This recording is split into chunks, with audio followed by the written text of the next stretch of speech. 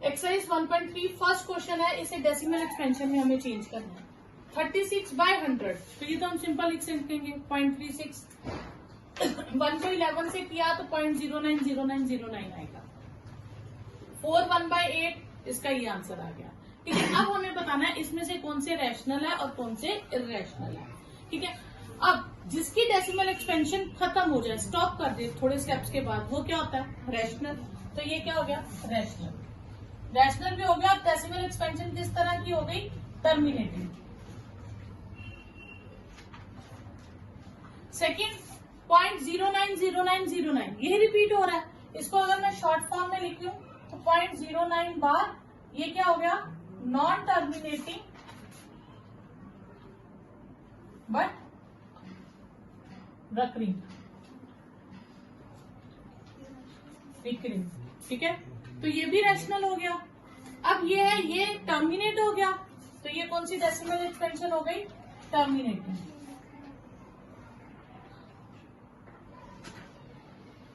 क्योंकि उन्होंने ये पूछा है कि ये डेसिमल एक्सपेंशन किस तरह की है, टर्मिनेटिंग है या नॉन टर्मिनेटिंग है।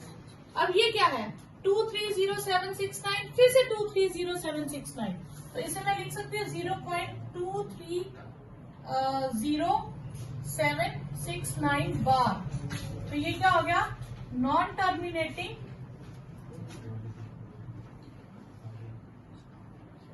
And but recurring.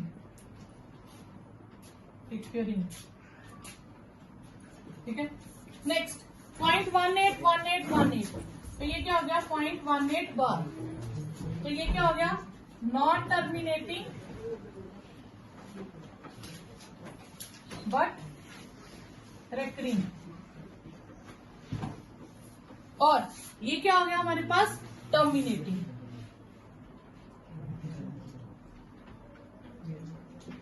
अब एग्जाम में आपको क्या पूछेंगे? आपको एग्जाम में क्वेश्चन आएगा कि कौन से इनमें से टर्मिनेटिंग है, या कुछ ऐसे ही, तो आप डिवाइड करने नहीं बैठोगे। ठीक है, आपने क्या करना है, जितने भी नंबर्स दिए होंगे, कोई भी डेसिमल एक्सपेंशन दी होगी, या तो वो टर्मिनेट, क्योंकि ये सारे रैशनल नंबर्स हैं जो P/Q की फॉर्म में है, ये सारे क्या है? Rational numbers. और रैशनल नंबर्स दो कैटेगरी के होते हैं, या तो उनकी डेसिमल एक्सपेंशन टर्मिनेटिंग होती है या नॉन टर्मिनेटिंग है। अब बिना डिवाइड किए हम कैसे पता करेंगे कि ये टर्मिनेटिंग है या नॉन टर्मिनेटिंग है?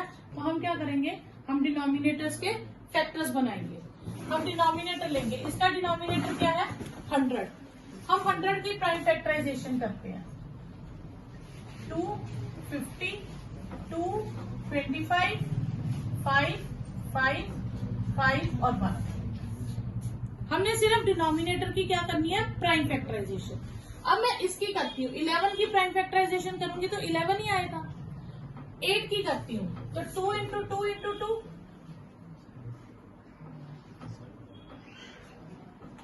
ठीक है, 13 की करूंगी तो 13, 11 में 11 ही प्राइम फैक्टर आएगा। और 400 की करूंगी तो क्या आएगा मेरे पास? 400 की प्राइम फैक्टराइजेशन में 2 से 200, 2 से 100, 250, 2 then 25, 5 and 5, 5 and 1। अब इसमें दो तरह की आई है, टर्मिनेटिंग और नॉन टर्मिनेटिंग। टर्मिनेटिंग कौन सी है? एक ये आ गया हमारे पास, एक ये टर्मिनेटिंग है और ये टर्मिनेटिंग है। ये 3 टर्मिनेटिंग है। अब इन तीनों की अगर मैं प्राइम फैक्टराइजेशन देखूं तो इनमें क्या आ रहा है? 2 and 5। तो जिस टर्म की डिनोमिनेटर की प्राइम फैक्टराइजेशन में सिर्फ 2 ही फैक्टर आए, 2 and 5, चाहे वो कितनी बार आए, चाहे सिर्फ 2 आए, चाहे सिर्फ 5 आए, चाहे दोनों आए, वो क्या होता है? हमेशा टर्मिनेटिंग। और 2 and 5, 2 and 5 के अलावा कोई भी दुनिया का नंबर और आ गया, कोई भी 3, 7, 11, 13, कुछ भी आ जाए, कोई और। तो 1/7 की वैल्यू हमें दी है, हमें फाइंड करनी है 2/7, 3/7, 4/7, 5/7, 6/7। 2/7 को लिख सकते हैं 2 इंटू 1/7, 3 को 3 इंटू 1/7, 4 को 4 इंटू 1/7, 5 इंटू 1/7 एंड 6 इंटू 1/7। 1/7 की वैल्यू है 0.142857 बार। ये हो जाएगा 3 इंटू 0.142857 बार। ये हो जाएगा 4 इंटू 0.12457 बार। ये 5 इंटू 0.142857 बार। और ये हो जाएगा 6 इंटू 0.142857 बार। ठीक है, अब हम इन्हें मल्टीप्लाई कर देंगे। जब मैं इसे 2 से मल्टीप्लाई करूंगी तो ये आएगा 0.285714 बार। ठीक है, 3 से मल्टीप्लाई करूंगी तो ये आएगा 1, ये आपके पास 3 से करके आ जाएगा 0.428571 बार। ठीक है,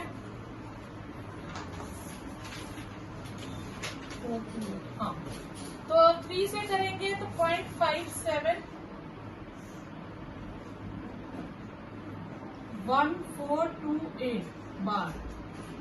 ठीक है, आप ध्यान देना इसके डिजिट्स यही है, सिर्फ आगे पीछे मूव कर रहे होते हैं। अब मल्टीप्लाई करके देख लेना, तो 5 से करोगे तो 0.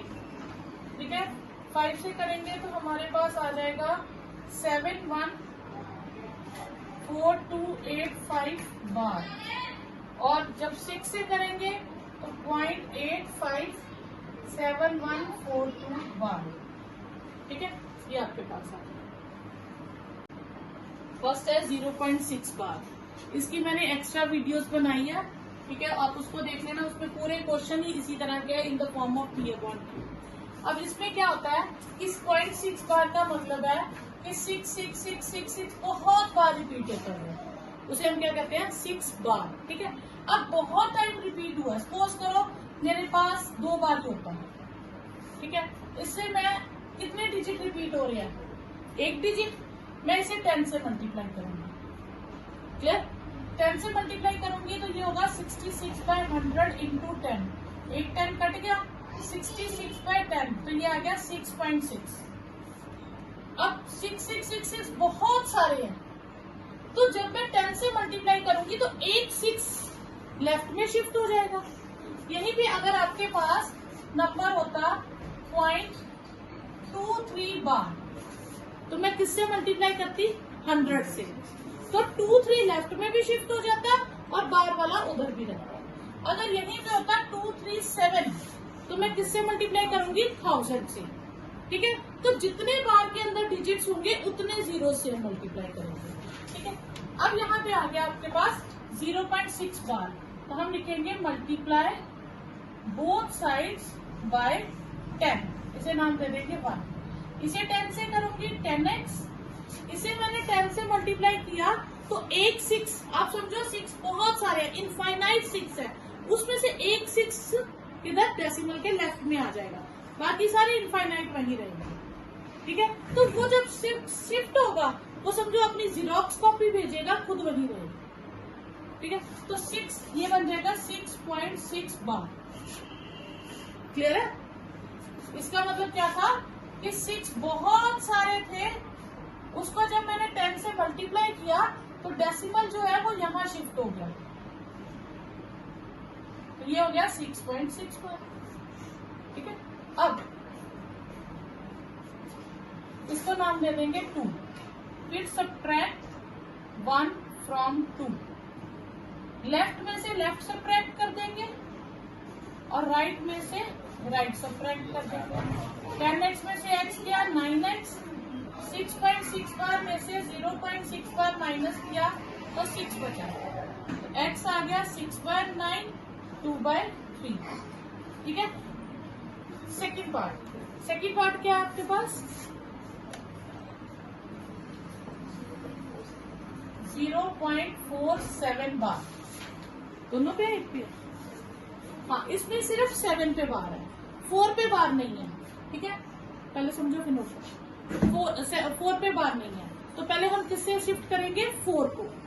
ठीक है, तो मल्टीप्लाई बोथ साइड्स बाय 10, हाँ बोथ साइड्स बाय 10, तो इससे क्या होगा, ये 10x हो जाएगा, 4 शिफ्ट हो जाएगा और बार ले जाएगा।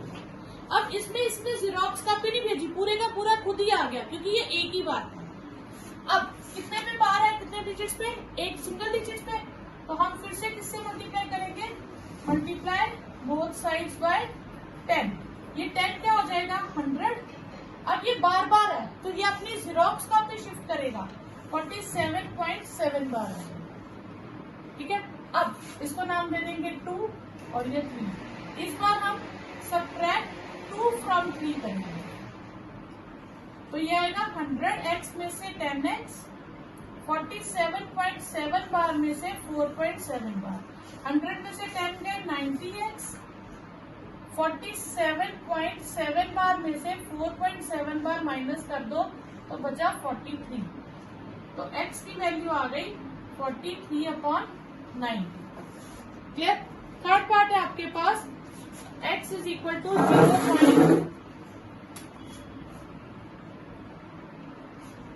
0.001 बार। इसमें कितने डिजिट्स पे बार है, 3 पे, तो हम कितने से मल्टीप्लाई कर, express 0.9999 so on in the form P/Q। तो 0.99999 so on होगा, तो उसको हम क्या लिख सकते हैं 0.9 बार। तो ये फर्स्ट पार्ट की तरह हो गया, मल्टीप्लाई बोथ साइड्स बाय, एक डिजिट है बार के अंदर तो किससे करेंगे 10 से मल्टीप्लाई, तो 10x हो जाएगा 9.9 बार,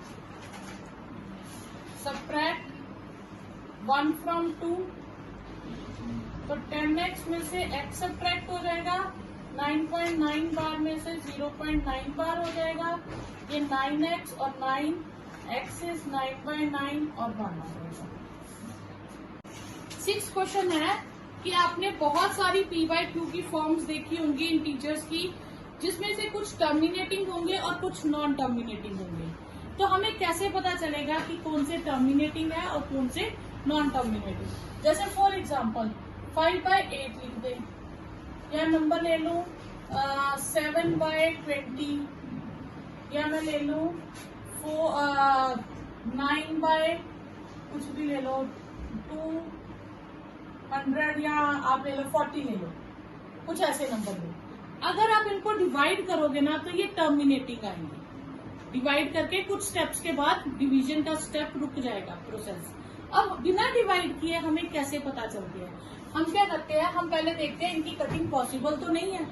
अगर कटिंग पॉसिबल नहीं है, जैसे कई बार कटिंग पॉसिबल होती है 15/30 लिखा है, तो इसकी कटिंग पॉसिबल है, तो कटिंग करने के बाद हम चेक करते हैं। ठीक है, हम क्या करते हैं, हम डिनोमिनेटर लेते हैं, उसकी प्राइम फैक्टराइजेशन करते हैं।